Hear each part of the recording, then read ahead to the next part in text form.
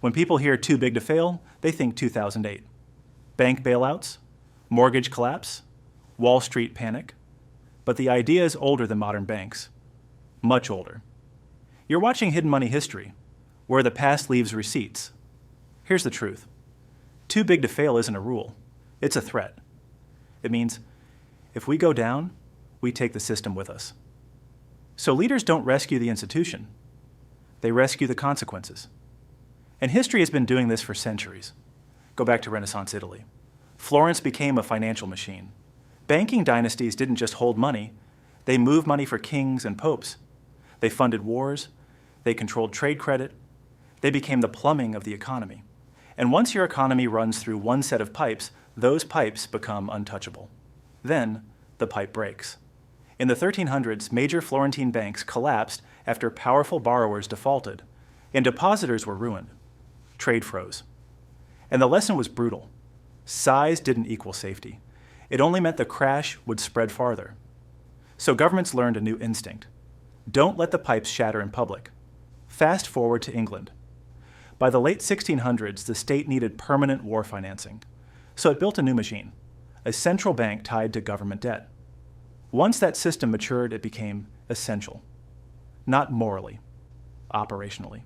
Because if the credit system breaks, the government can't borrow, armies can't be paid, and the economy stalls.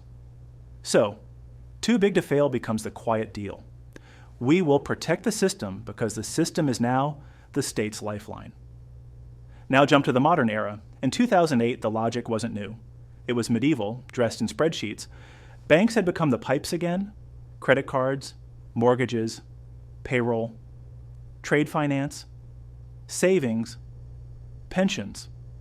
If they failed all at once, the economy would seize. So leaders chose the path they always choose in panic. Socialize the losses, privatize the recovery. And here's the real lie. Too big to fail? Sounds like a description. But it's a business model.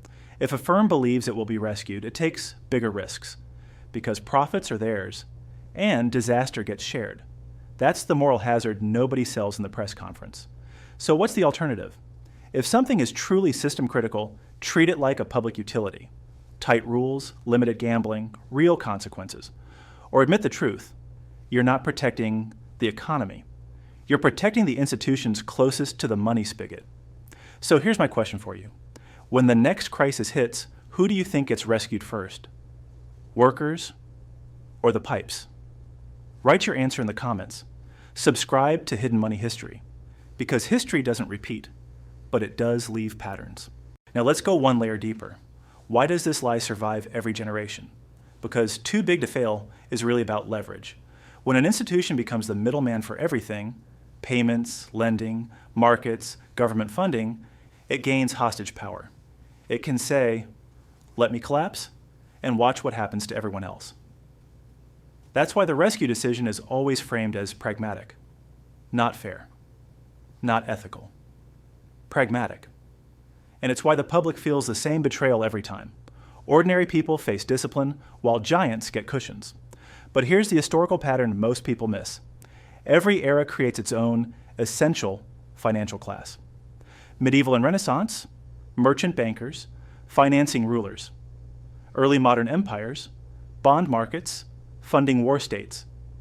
Industrial age, massive banks funding infrastructure and expansion.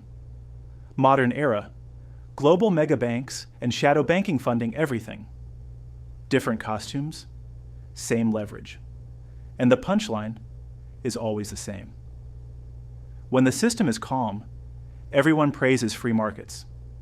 When the system panics, everyone demands a rescue. So too big to fail isn't a one-time scandal. It's the emergency religion of modern finance. And unless you change the incentives, the next crisis will follow the same script. So here's the rule I want you to think about. If a company's failure would require taxpayer rescue, should it be allowed to chase unlimited private profit in the first place? Yes or no? And why? Drop it in the comments.